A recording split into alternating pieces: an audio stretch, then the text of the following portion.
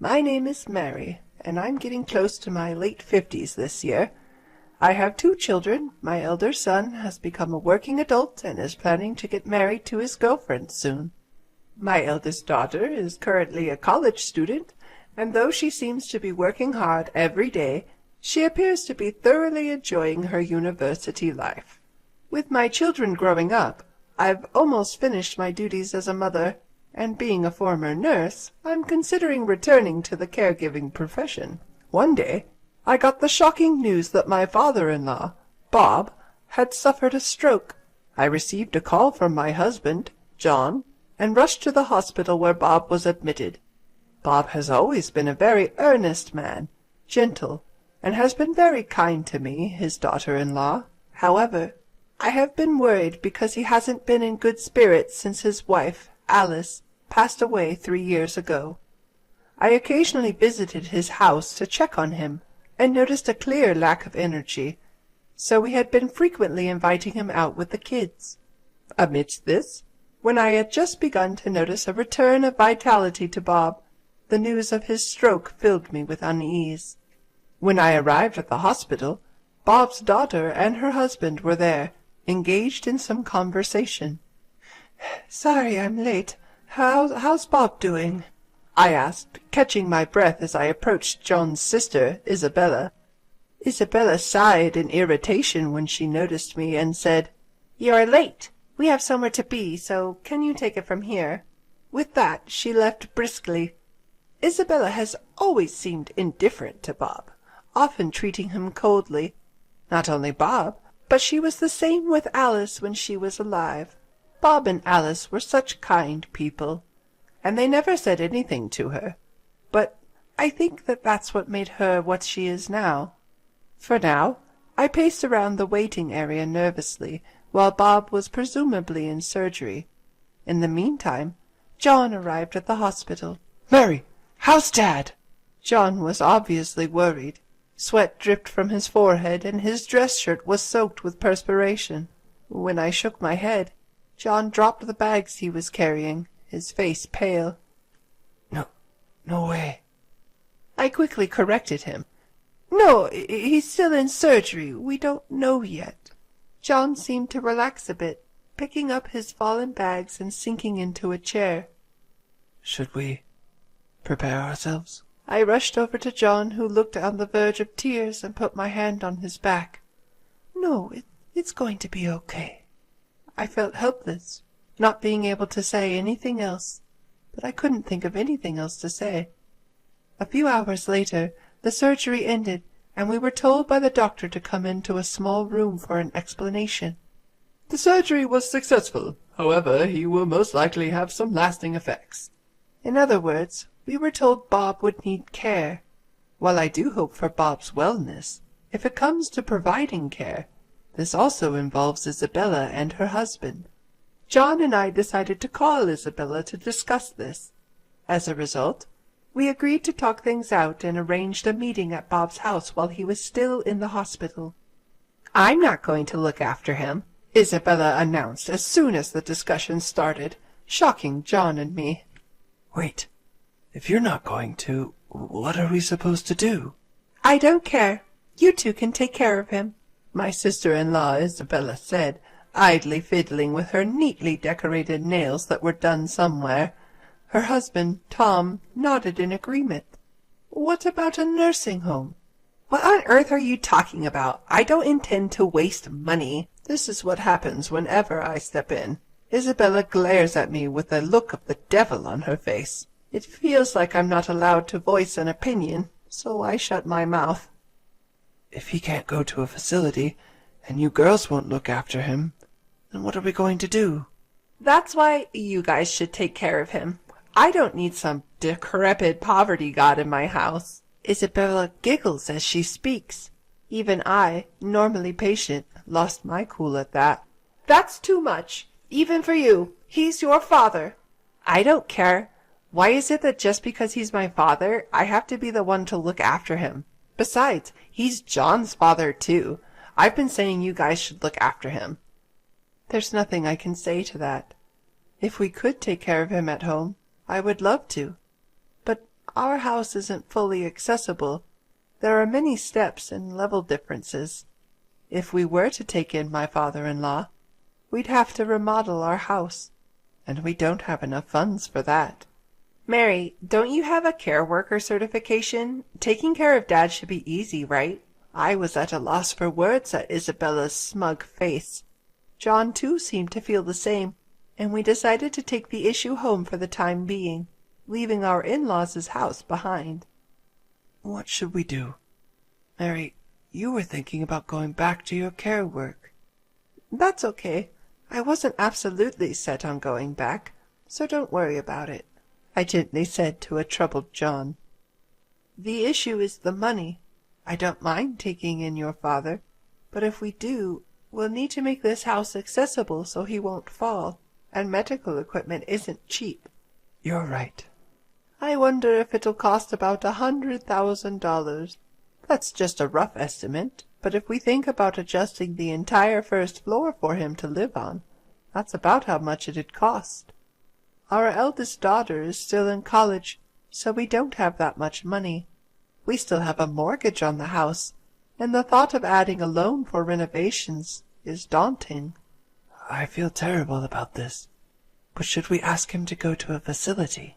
The question is, can we even get him in one? The waiting lists are long, and the costs aren't negligible. I'm sure Isabella and her family won't help. There seems to be no solution in sight. We decided to at least hear out my father-in-law's opinion, and I alone went to the hospital where he was hospitalized. Upon entering his room, I found my father-in-law had recovered considerably and greeted me with a smile. Sorry for all the trouble. Every time I visited, my father-in-law would say something like this. Why would you say that? Now, I've brought you one of your favorite books today. According to the doctor, my father-in-law suffered a stroke on one side of his body and could no longer move the right half of his body on his own. Because of this, when reading a book, he would place it on the table and use something heavy to keep the pages from turning on their own. Ah, thank you. My father-in-law took the book I had brought and placed it by his pillow. Dad, I came today because I wanted to talk about something. It's about what's to come. At this, my father-in-law smiled warmly. Oh, I know. I'll be okay, even in a nursing home. I have saved up for it, so you don't have to worry. Despite his words, I could see a hint of loneliness in his expression. Well, Dad, if you're okay with it, why not come to our house? I've worked in elderly care before, and I'm a stay-at-home mom, so I have time. And John's there, too. That's right. Let's live together. I blurted out the words, seeing his lonely expression. My father-in-law looked at me in surprise. That's a kind offer. He must have felt it somewhere within him, that he couldn't go back to his own house any more. His own house, where his daughter Isabella and her husband are living. And I can see them treating him as an inconvenience if he were to return, ultimately leading him to a nursing home. Thinking this, I felt a pang of sadness.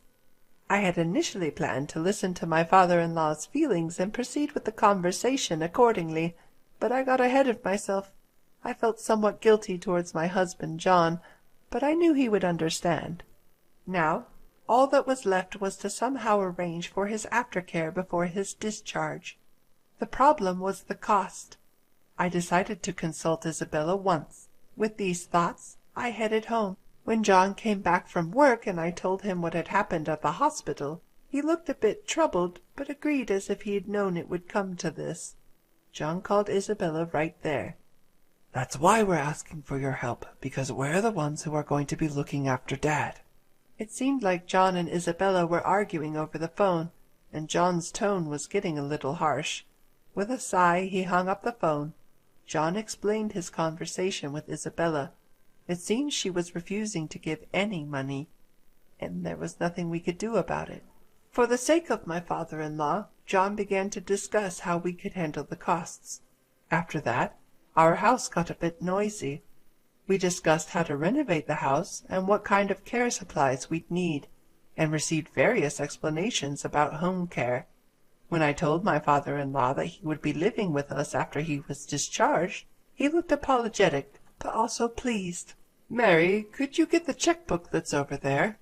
My recovered father-in-law pointed at a cloth bag on the shelf during one of our visits. Wondering what he'd use a checkbook for, I did as he asked and took it out. Watching my father-in-law, I saw him open the bank book and show it to me. I have some money here. Can you and John use it? The checkbook he showed me had an amount written in it that I had never seen before. When I froze seeing this, my father-in-law laughed and said, "You and John will be taking care of me from now on, right? I heard about you getting a new car and making the house accessible. Would $10 million be enough for that?" $10 million? I hadn't counted the zeros, but I was shocked at the number of $10 million. I had no idea why my father-in-law had saved so much money, but apparently after my mother-in-law passed away, he didn't feel like doing anything and decided to venture into the investments he had been studying for a while. It seems to have worked out better than expected, and his savings began to accumulate quickly. He was not a big spender, so he only kept on saving. However, even if he wanted to remodel the house or buy a new car, it shouldn't cost that much. I handed his bank book back to him and said, I can't accept this much. Please use this for yourself." He, in turn, offered the bank book back to me, saying, "I can't use all this money. I would rather give it back to you and your family, who are willing to take care of me." Stuck with the predicament of the returned bank book again, I refused. "Still, I can't accept so much." My father-in-law, after contemplating for a while with a troubled look, proposed, "What about $1 million?" Seeing no end to this, I managed to persuade him to agree to a reduced sum of $100,000. He still seemed dissatisfied, but for the moment that was good. As such an exchange was going on, "I'm here!" Isabella appeared out of nowhere. With the entrance of Isabella, who was oblivious to money matters, I hurriedly shoved my father-in-law's bank book back into its original place. Seeing this, my sister-in-law Isabella frowned and asked, "What's going on?" with a hint of worry in her voice. I was relieved that she hadn't heard our previous conversation. Isabella had come to bring some clothes for our father. After chatting for a bit, we both left the hospital room, but on our way home, Isabella suddenly said that she had something to discuss, and suggested we stop by a coffee shop. Her talks have never been about anything good in the past, so I assumed this wouldn't be any different. I reluctantly agreed, but it turned out to be a mistake.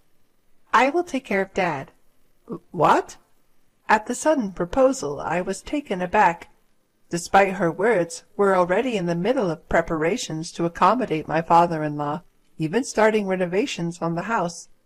I couldn't help but wonder why she would suddenly propose such a thing. "So, you don't have to visit the hospital from tomorrow." "No, visiting has nothing to do with it. There's no rule stating that only the caretaker should visit, so why would she say such a thing?" Although I had doubts about Isabella's statement, I suggested we discuss it at another time, and left the cafe. When I told my husband John about this at home, he pondered over it and suddenly seemed to connect the dots.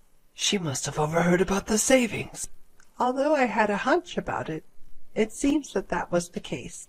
John said, "Otherwise there's no way she would accept the caretaking, especially considering she was so opposed to it until recently."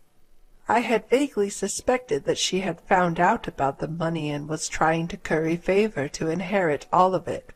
She might even come up with some excuse to start spending it. "But what should we do?" I asked. "I have an idea. Let's let her take a shot," said John, with a sly grin on his face, indicating he was up to something.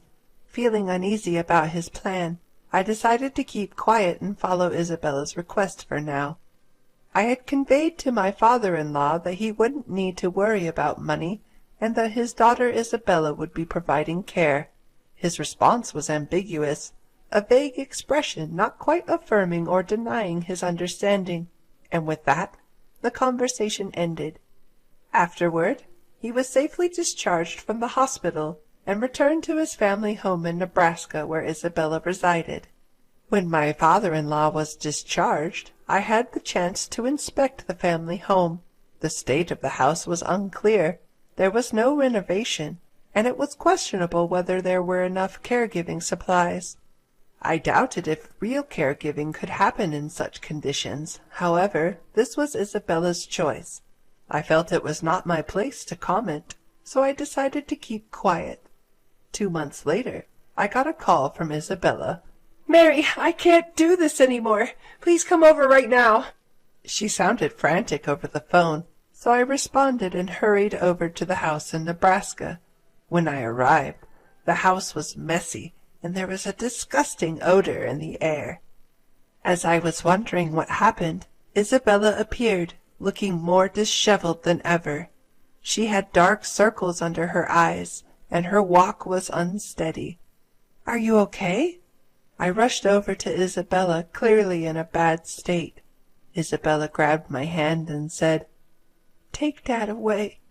At first I didn't understand what she meant, but after calming her down and getting her to explain, it seemed she had underestimated the challenges of caregiving. The duties extended from assistance with walking and meals to dealing with incontinence, which also meant dealing with diapers. It was overwhelming for her, not being able to handle anything around the house or even look at herself. I told her I couldn't make any decisions right then and promised to contact her as soon as possible. I took this matter home with me. "It lasted 2 months. That's impressive." My husband John muttered as he glanced at the calendar. Apparently he had seen this coming. He proposed we go and pick up my father-in-law on his next day off, and I agreed.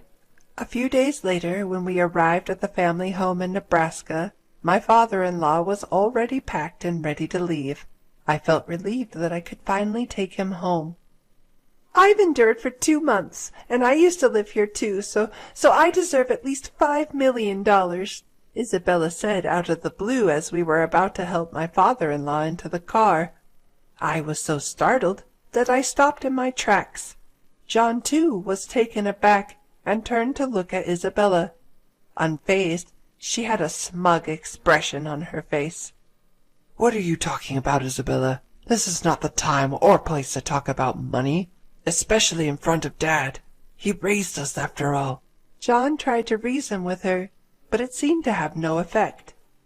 "I'm his daughter. It's only fair that I get paid."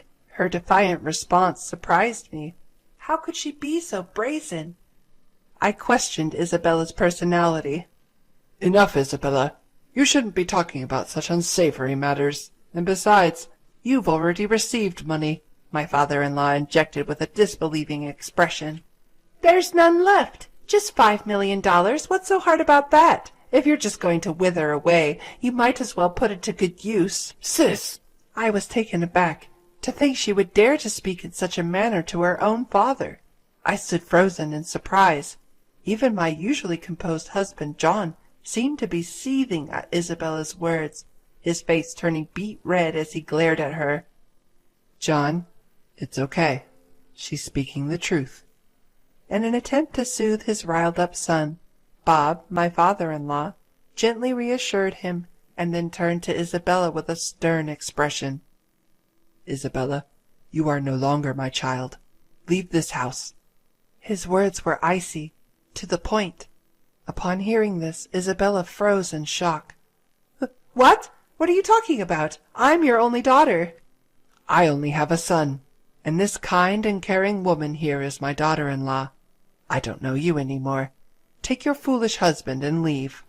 Having only heard the soft-spoken side of my father-in-law, Bob, I was astonished at the harsh tone now. Looking at Bob, his eyes were hardened, not permitting any defiance. It seemed as though that the message was being conveyed. Even Isabella was silenced by his dominance. "Well then, shall we go? We're counting on you moving forward." It was as if the face from earlier had disappeared. Bob was back to his usual self, and he smiled at me. John and I had no choice but to follow his words. We drove back home, leaving a stunned Isabella standing in place. Apparently, Bob later arranged through his lawyer for a last will and testament, stating that the inheritance would go only to John, and ensuring that no portion of it would end up with Isabella. Though the house became vacant with Isabella's departure, John and I wanted to live there, and Bob was happy to oblige. Isabella and her husband moved out and into an apartment, and it seemed that they had been using a significant amount of Bob's money even when he was in good health. Their spendthrift habits led them into debt, and now they're struggling to pay it back. Every day I can't help but think that this is the inevitable outcome for someone like Isabella, who can't respect or repay her parent even if he's her biological father. While caring for Bob is indeed tough, as a person who has been in the caregiving profession, it doesn't feel like a burden to me, and we're able to maintain a good relationship.